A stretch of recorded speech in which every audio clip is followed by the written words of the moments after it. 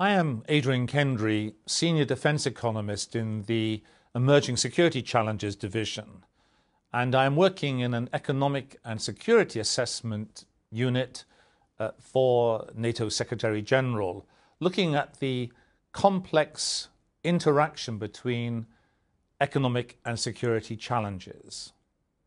What is the current state of the economic crisis? The national strikes taking place across Europe today are a reminder of the continuing depth of the economic crisis and the great economic and social tensions affecting our young and old people in all European states. Many of the states have adopted austerity measures to tackle the fiscal burden of public deficits and national debts. These measures are creating continuing economic and social hardship, with deep and widespread fears over the future for young and old. Fears connected to unemployment, jobs, incomes, living costs, medical care, pensions. The list is almost endless.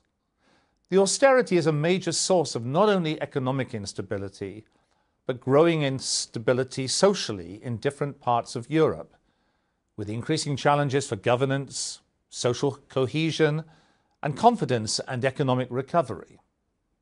Governments are confronted with the huge challenge posed not only by the economic crisis, but the aging of populations, falling birth rates, and the shrinking of the working age population. These trends will only further increase the pressure on public deficits and national debt, and will bring about a fall in economic activity and tax revenues.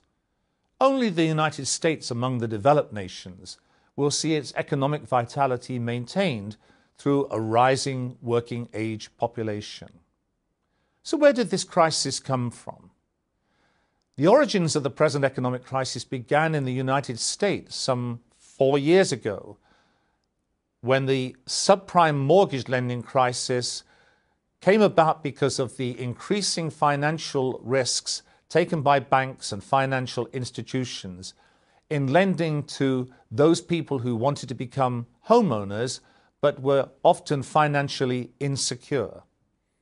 During 2008 and 2009, it became increasingly clear that the emperor had no clothes, and that the collapse of Lehman Brothers just over 4 years ago triggered a financial collapse whose effects have spread into the economy and have led to a slowdown in economic growth, rising unemployment, and thousands of people losing their homes through mortgage foreclosures. The loss of confidence in financial institutions became a worldwide concern, with growing worries over private and government sovereign debt levels. During 2010, this concern over the exposure and vulnerabilities of economies in the European Union spilt over into the Eurozone crisis.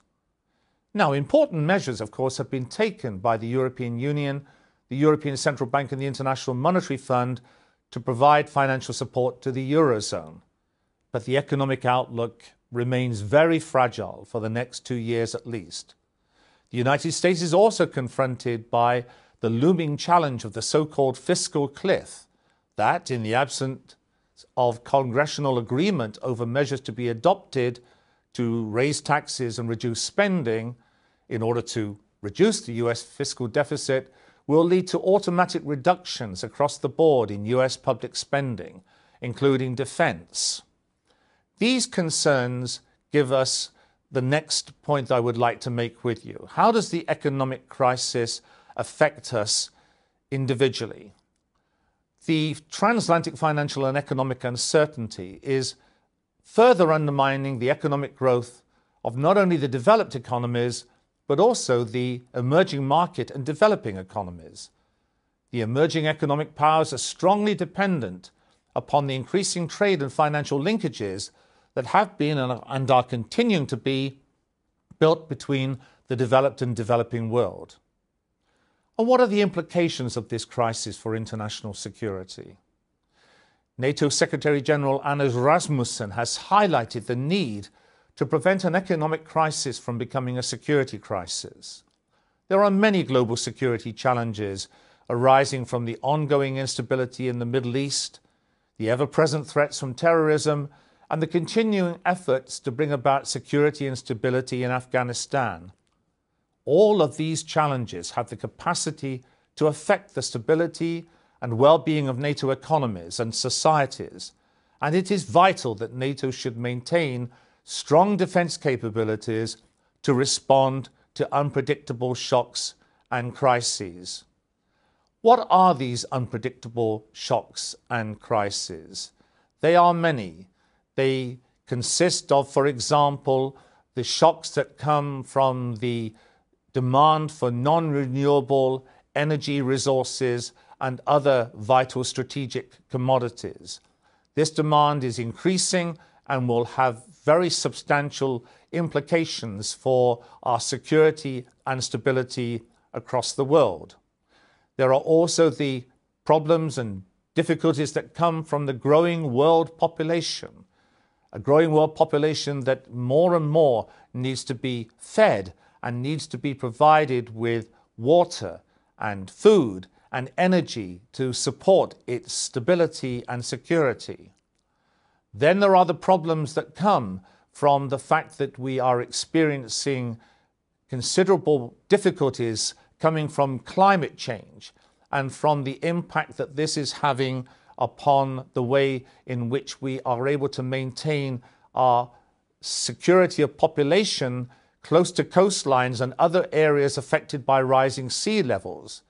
These kinds of pressures are going to add to the pressures on migration, not only within countries, but across borders.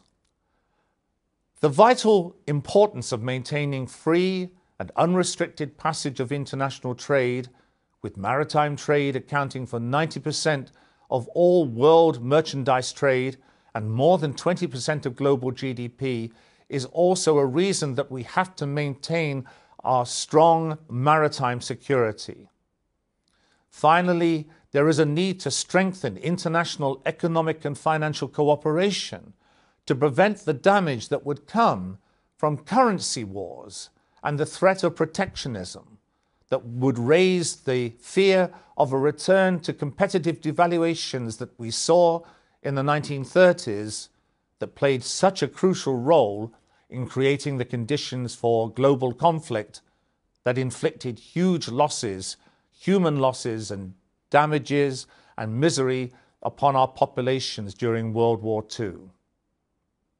We must therefore do everything we can to ensure that economic conflict never again spills over into military conflict that can engulf the world. I welcome the opportunity to answer your questions. Thank you.